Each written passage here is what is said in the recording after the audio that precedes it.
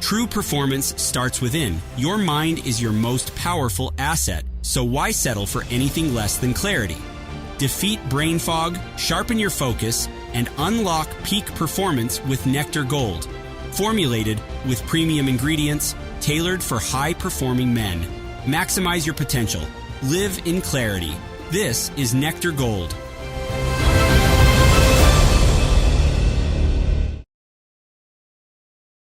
Yachting International Radio Podcast Disclaimer. This recording has been prepared by Yachting International Radio. These recordings are for informational purposes only and are not intended to provide financial, business, legal, accounting, or tax advice. The opinions expressed by the host and guests are their own and do not necessarily reflect those of Yachting International Radio, its affiliates, sponsors, or advertisers. Listeners are solely responsible for their own financial and investment decisions. We strongly recommend seeking independent financial advice before making any decisions regarding investments or business strategies. Opinions expressed are as of the date of recording and are subject to change. The views of any guest participants do not represent Yachting International Radio or its affiliates, and YIR, its directors, officers, or employees do not accept responsibility for them. The views, information, or opinions expressed in the podcast are solely those of the individuals involved and do not constitute absolute facts or guarantees of future performance. Each podcast episode is not intended to be relied upon as financial research, professional advice, or a solicitation to buy, sell, or subscribe to any financial instruments or services. It should not be interpreted as a recommendation to adopt any specific business or financial strategy. This podcast may feature guest speakers or advertisers who share insights, information, or excerpts from third-party copyrighted material. Yachting International Radio does not accept liability for the choice of guests or advertisers to convey such information, nor does it assume responsibility for any copyright or intellectual property rights infringements by its guests. The information and opinions contained in these recordings are derived from various sources deemed reliable by the host but are not guaranteed for accuracy, completeness, usefulness, or timeliness. Any reliance upon this podcast is strictly at your own risk, and Yachting International Radio, its hosts, advertisers, or contributors will not be liable for any losses, damages, or decisions made based on the content of this podcast. If a specific financial product or investment opportunity is mentioned, the information provided in the episode does not disclose all risks and details. It should not be interpreted as advice regarding the suitability of any product or service. Please carefully review and understand the product's objectives, risks, charges, and terms and conditions before making any financial decisions. By listening to this podcast, you acknowledge and agree to this disclaimer. Welcome to the grand opening of the Rich as Fuck podcast, the show where we talk about money, investing, and getting financially free whilst doing this yachty life. I'm Charl Minnaar, aka the Yachting Investor, and this is not just another boring finance podcast. This is for yachties by a yachty. So pop in those AirPods, grab a squeegee or a vacuum, and join me in navigating your path to financial independence. Today, I have the honor of having Captain Scott Kidd, aka the Yachty Real Estate Investor, on me. Welcome to the inaugural episode, good sir, and thank you for coming. Thank you so much for letting me be the first one. I really appreciate being here. This is going to be the start of something great. I think it's going to just take off. I think it's going to be a lot of fun too. I hope so. Let's learn and grow. So for those listening, Scott and I have been in touch for a few years now, 3 to 4 years. I've been checking out his work on Yachty Real Estate Investors. Since I started the Yachting Investor, he's been very, very helpful and instrumental in showing me certain things, how to go about the business side of things and curating content, etc. So just off the bat, thank you for everything you do for the community and how you've helped me. And super stoked that you can be here for episode 1. So you're welcome. You're welcome. Like I said, this is only the beginning. We're just getting started, man. This is start of something great. There we go. Well, we won't be too scripted today, but just to give the listeners some background, how did you get into the yachting industry? Well, for me, it started out because I needed a job. I kind of fell into it as a lot of people do. Had lost that year. I had lost my business. I had lost that laid off from my tech job at a tech business. I was back in Jamaica, which I'm originally from. My dad's Jamaican, mom's American. And I was back there, and a friend of a friend asked if I wanted to work on a yacht for the Fort Lauderdale Boat Show. And I said, well, I don't know anything about working on a boat. Is that okay? And he said, yeah, just get here. And so I borrowed the money for the plane ticket and borrowed some money from my good friend Merrick.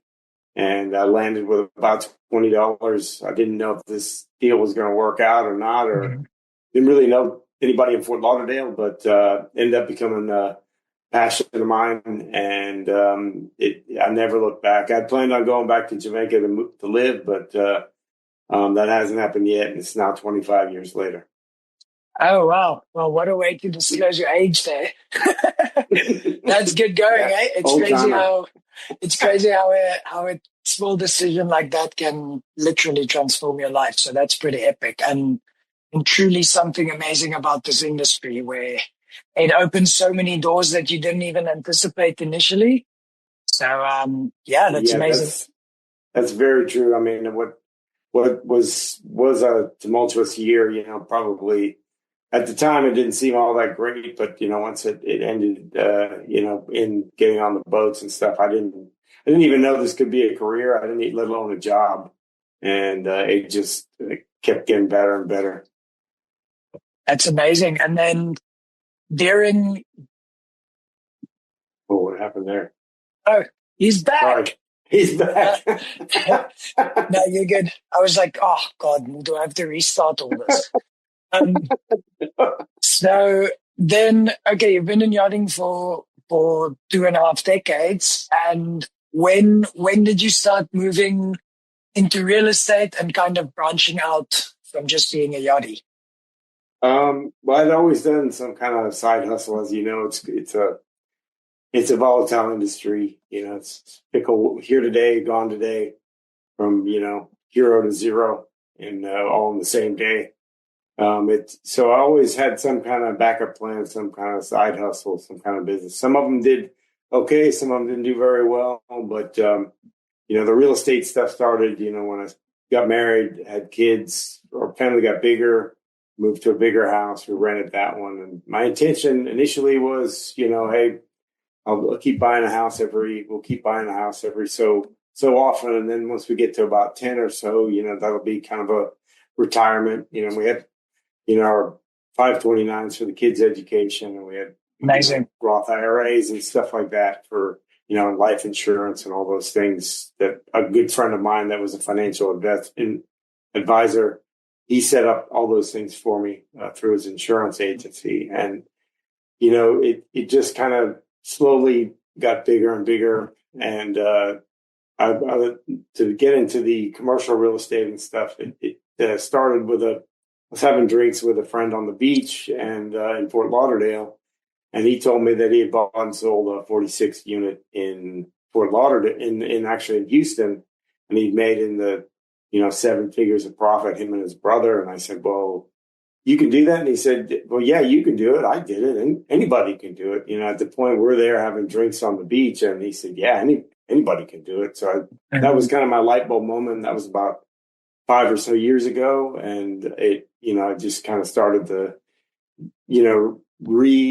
had me take a hard look at real estate, all the possibilities and potential and options that you can have, because it's not just you can do single family houses and you can do great. You can do any kind of, there's so many different ways to do it, but I just saw it as an opportunity to scale up and continue my career on the boats, and have something on the side where I can be a part of a team. And, because on the boats, we are a team, we're a crew, and we don't, that's what makes or breaks us. And it's the same thing in the commercial real estate world and in real estate in general, and any business, you have to build a team. Amazing. And just to get back there onto the family, often yachting doesn't have the greatest reputation because of what a lack of balance it provides to some of our lives. But how have you managed to navigate those challenges and keeping balance between having a family, doing yachting, as well as doing all of these side endeavors? Well, I think it's you have to be present with whatever you're doing and whoever you're around. But, it comes from, my wife, she's a great partner. And just, without her, none of this would be happening really because, you know, she's just a great partner and we support each other. And she used to work on boats and she's also a yacht charter broker. And she knows, she understands. It doesn't make it any easier, but I think just in society in general, Western society in general, there's not as much stress placed on the family. But I always ask the question, whatever I was doing on the yachts or business, is this going to be good for the family? Is this going to be, and that's where you have to, people say family first and stuff like that, but, they're working 20 hours a day and stuff like that when they're kind of really neglecting their family and stuff, and that family kind of falls apart because they're not spending the time. And I've been through those struggles too, because being away for long durations of time, it can be tough on the family, and it's something that people always bring up, that it's tough, very tough on the women, that, it's being away and they have to manage the household and everything. But it's also tough on us men as well, because, we miss our families. We want to be there. We've missed so many, just being on the yachts and stuff. We've missed countless holidays, birthdays. It makes it easier with WhatsApp and Skype and all those things, but it doesn't surpass, actually being there. So when we're with the family and together, that's what we focus on, be present. That's very sound advice. And yeah, I get what you mean. I guess you'd rather be at home managing your own kids than managing 3 drunk deckhands as a captain. Yeah. And sometimes it's more than just the deckhands; it's also the guests. Yeah, of course. Well, that's extremely good advice of being present. And I think a lot of the times in this day and age, all of that talk by certain men gets referred to as mumbo jumbo talk. Yeah. There's really a lot to it about wherever you are, just engage with what you're busy with, and not only will it make the time pass quicker, but everything will be done with a lot more quality. So that's a really good point. You really have to focus on what you're doing. Our careers are quite unique, but I see it in similar other industries where I have friends that are in sales and, corporate world, and they're gone, they travel quite a lot too, and they work heavy hours. Mm-hmm. And that's very stressful on the family, especially when you come home. If you're stressed out, the rest of the family feels it, so you have to kind of be able to put things aside, and I'm no saint when it comes to a lot of that stuff. So a lot of times I have a tendency to be very obsessive, compulsive. Whatever I'm doing, I'm the ready, fire, aim guy. I go straight at it and then I think about it later. And sometimes there's a lot of collateral damage that, as I've gotten older, I've learned that, well, maybe have to stop for a second, take a look at, hey, is this going to be the best decision for all of us? Yeah, that's great advice. And in terms of the Yachty Real Estate Investor, can you tell us a bit about what you're doing there? Like, what is the community? Like, just for someone that hasn't heard about this.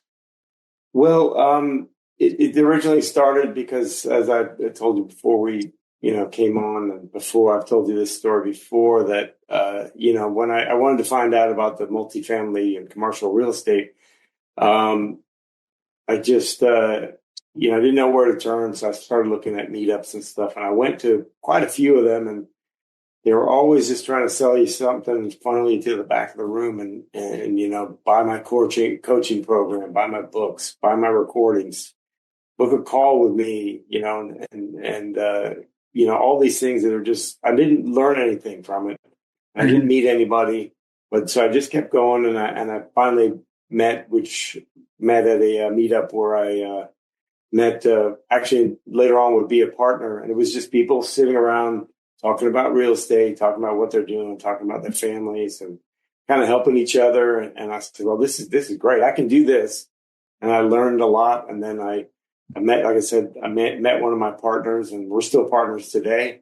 And she's, a great person. She's, she does very well for herself and is just a great person, helps a lot of people. And so I said, well, since I didn't know a lot about these things, there's probably a lot of other people on the yachts that are in the similar place. And like yourself, we've had this discussion where you said, you'd hate for people to be 10 years in the industry and then walk away with nothing. And that bothers me as well, because there's so many options that, a lot of times you don't know what you don't know. So I said, well, let me just start it. And actually we started meeting, once a month. And then it was just for a place. There's no soliciting. People just kind of come and network and talk about real estate and business and how we can help each other. And, it's just true networking. If you want to talk about what you're actually doing, or, you can do that later if you have your properties and you want to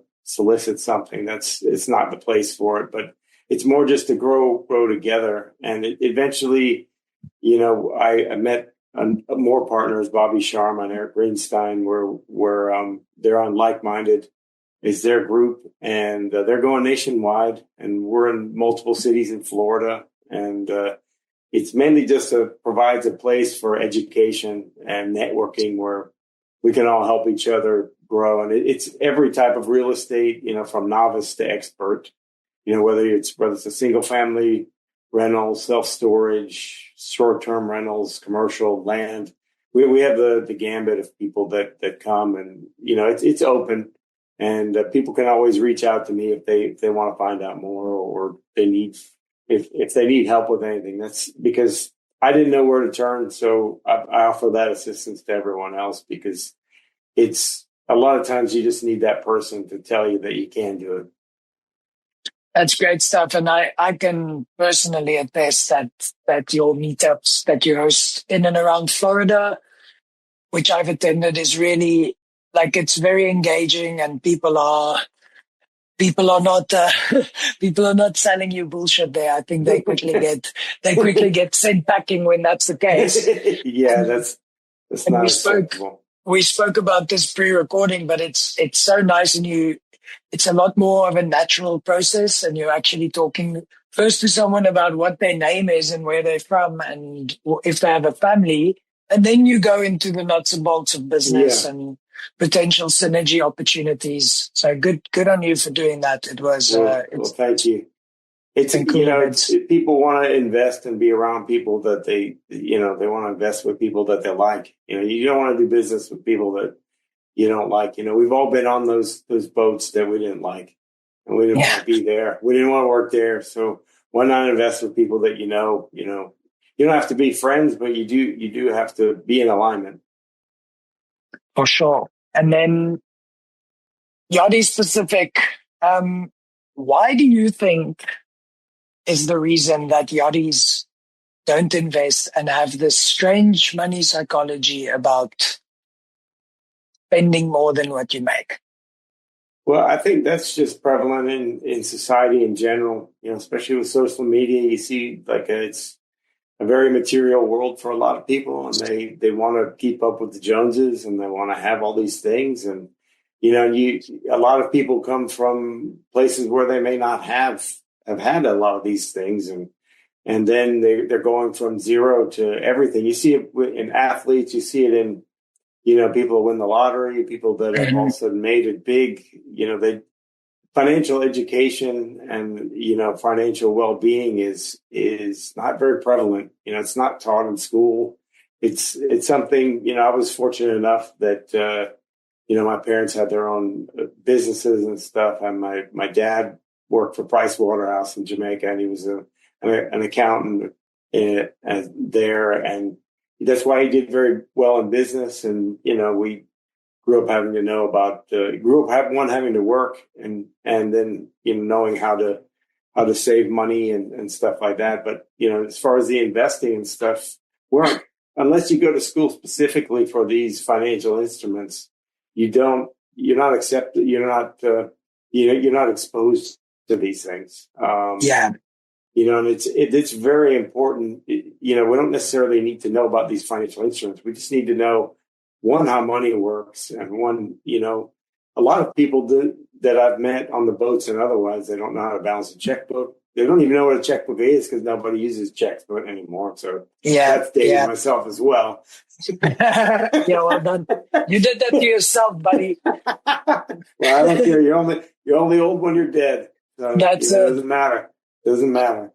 Yeah, but it's very true what you say there, and it's kind of like, and I mean, this has been happening for centuries, where the banks and the financial institutions, they're kind of like gatekeeping all the secrets, but there's no secrets. Like it's as simple as getting started with investing $50 into a simple instrument like a low cost index fund. So it's just, unfortunately, and you and I know it, like we work in a very sexy industry, and it's tiny boats and it's guests in bikinis and it's caviar on the beach. So when you talk to someone about, hey, why aren't you investing 40% of your paycheck in the S&P 500? They're like, shut up. Like it's it's unsexy. So that's definitely true, but, and a lot of times it's people want to do all or nothing. They just figure they'll hit a home run. They want the home run, the instant gratification, but investing in life doesn't really work that way. I didn't get to be a captain overnight. I didn't get to, buy real estate overnight. I made a lot of mistakes, but you have to get in there and do it. It's the same thing. Everybody wants the reward, but they don't want the risk. And in Jamaica, we have a saying, everybody wants to raid the barn, but nobody wants to plant the corn. Yeah, I get that. And I also think a big part of it is in the current social media age, and how quickly information travels. You open your Instagram and you saw someone just made $1 million on some crypto meme coin called fart coin.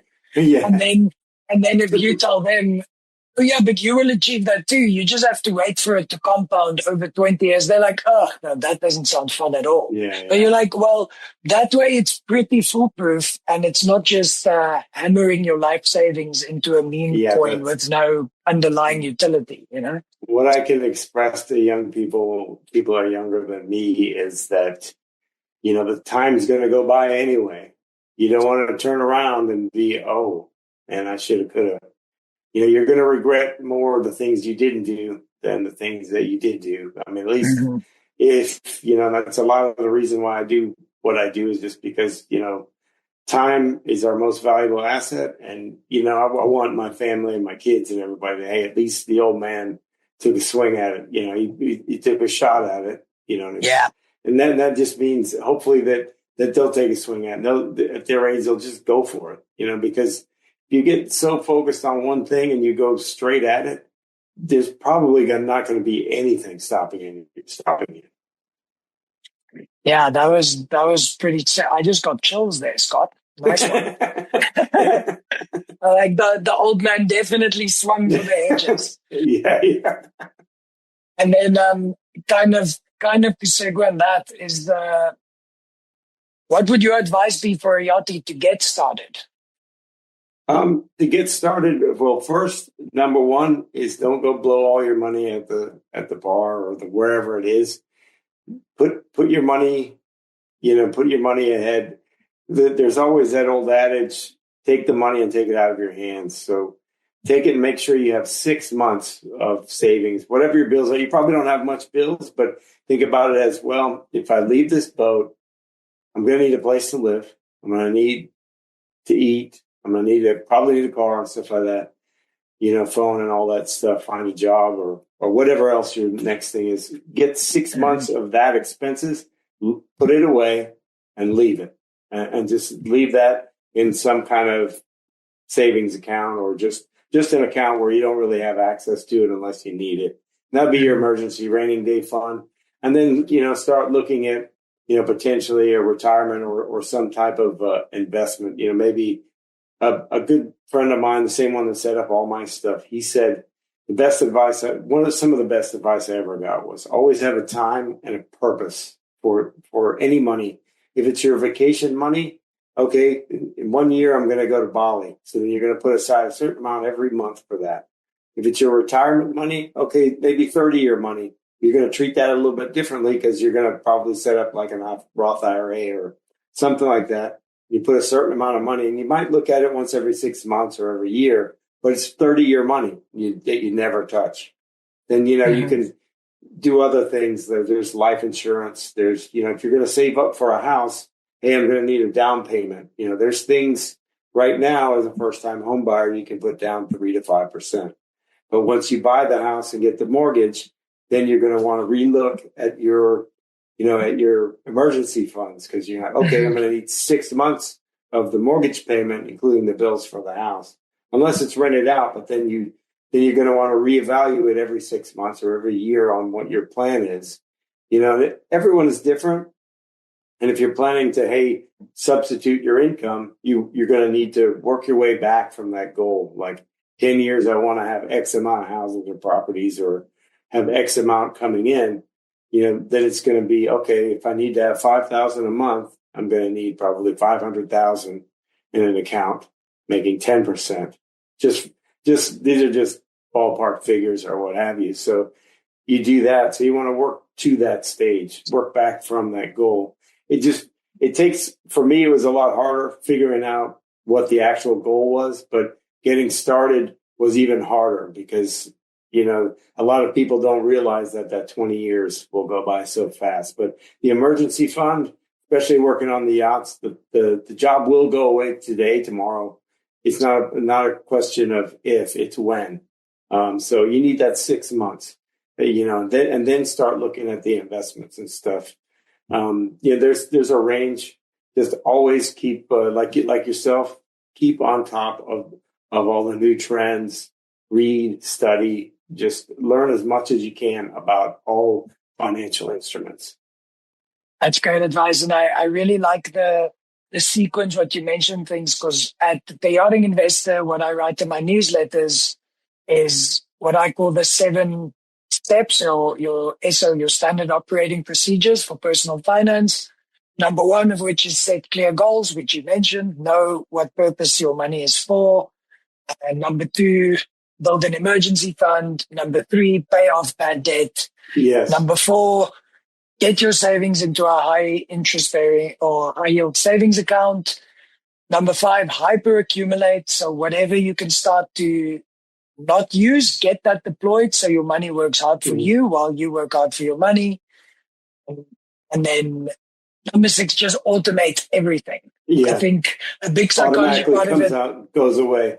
Just make sure it goes away. Just, because then you get used to living off a smaller amount, and then you don't necessarily go out and buy all that stuff you don't need. It's very true, and it's sorry to interrupt you, but it's very frictionless that way too, because within 2 or 3 months of doing that, it is a habit. I've been doing that since I was a deckhand in Spain 5 years ago. I know 70% of my salary gets sent to my brokerage account before it even touches my bank account. That's just how I have been set up. So that way, you're just not tempted. If I am at a beach club or a bar or in a fancy shop in Monaco, I'm like, oh, even if I want to buy a pair of shoes that I don't need, I can't, because I literally don't have enough cash. So being cash broke and portfolio rich is something that I value a lot. And, I don't feel bad for not being able to pay for my friend's bottle service because it's down. No, because at a certain point when you have something come up, you say, hey, it's my friend's wedding. I want to get them a really good gift. You're like, okay, I can spend this amount and the money's there. You're not leveraging your stuff, but, debt, there's a difference between debt and leverage. Leverage we use a lot in business and real estate. There's good leverage. If you're buying a property as an investment, and say you buy it for, $1 million and you have 800,000 of debt, and the renters or the tenants are paying for that mortgage, and then you're getting a few thousand on top of that, then that's good leverage. But if you're using your credit cards to just buy a whole world of things that you don't need, then you're paying probably 20% interest where you're not making any money. You're losing you've already paid for those things, and you're continuing to pay for these things until the money's gone. You're kind of just staying on that rat race, and it's surprising to me because I know people that make a lot of money, but they're living paycheck to paycheck. They might be making hundreds of thousands, even millions a year, but they have the big mortgage, all the houses, kids in private school. They have that financial creep where everything just keeps going up and up and up. Yeah. And they keep spending more and more and more. And it's, because we've had these guys on the charter boats, and the first captain that I worked for, a lot of times when they came on the boat, we'd take all their cell phones and they'd put them in a thing, and they'd get, oh, but I need to make a call. And they're like, no, we're locked away. We can't really get it right now. And then, after the first day or so, they were just so relaxed. They're like, they weren't like, they didn't care. They're like, I'll get to it later. It's not, yeah. A lot less things is as urgent as you think it is at that moment. Yeah, because, there's that saying, don't get caught up in the busyness, get caught up in the business. Do the business, don't get caught up in the busyness, because we can all find a bunch of stuff for us to do, but we may not have accomplished anything at the end of the day. Mm-hmm. That's a badass quote. I might just do that on my chest over here. Yeah, maybe on the forehead. Face tattoos, because those are good for your overall image. Yeah. You'll definitely get a job on a boat. The job stopper. I do not want to get employed. Yeah. No judgment on the rappers. If anybody wants to get a facial tattoo, that's up to you. And you just gotta be ready for everything that comes with it. That's all. Exactly. And also, if you're Mike Tyson, you can do it because he can knock out. Yeah, nobody's gonna say it. Nobody's gonna say it looks terrible.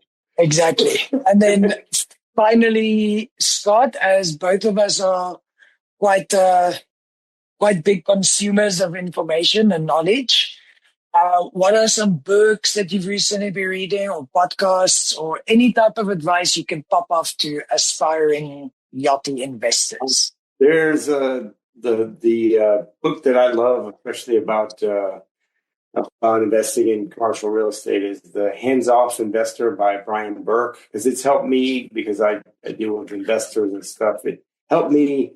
It's for a passive investor that wants to invest in syndications, and it really goes through and makes you realize again and again that it's about the investor. It's not about what you have, it's about what they need. And then there's another book called The Go-Giver, which it goes into, like, if you really want to be successful, you have to give first and give. If you give more, you're going to get more. And just how it goes. You get to success by giving to other people, creating value. It's a short book. It's a great book. And I forget the author, but that one is really good. And also, if you want to know more about like real estate in general, there's Bigger Pockets is really good. There's a guy, Tim Bratz, I follow a lot. He talks a lot about real estate, and his stuff is really good as well. And then there's also another podcast is Neil Bawa. He goes into a lot of the data and stuff, and I kind of nerd out on that stuff, but it might be very dry for a lot of other people, but I really like it because he makes predictions based on it, and sometimes he's right, sometimes he's wrong. And what I like about him is when he's wrong, he says, hey, I was off on this one, but I was partially correct. And not a lot of people do that. They don't own up to their mistakes and stuff. And that really resonated with me, because he's always, it means he's trying to get better. He's working on it. He's even though he's really great already, he's getting and still wants to get further. Amazing. And then just for us to sign off, how can people listening to this podcast get a hold of you, get connected? Plug yourself. It's pretty easy. It's investwithscottkidd.com, and I have all my social media links, my podcast, the Yacht Captain Investor is there as well, and all the other podcasts I've been on, properties we're involved with, preferred partners, everything is there, social media. It's Amazing. it's the easiest way. Great stuff. Well, I look forward to our next meetup in person again. And thanks for coming on to the Rich as Fuck podcast. I'm not sure yet if I'm allowed to swear on this channel, but I am. You can do what you want until somebody tells you otherwise. That's how it works. There we go. And no, I've never been one to ask for permission. I apologize profusely. Yeah, it's some they'll cancel you. I'll be canceled one day anyway. It'll be fine. Whatever. Oh well. Well, thanks so much. Thanks again for having me on. Yeah, thank you so much for having me on. Appreciate it. Cheers, man. Have a good one.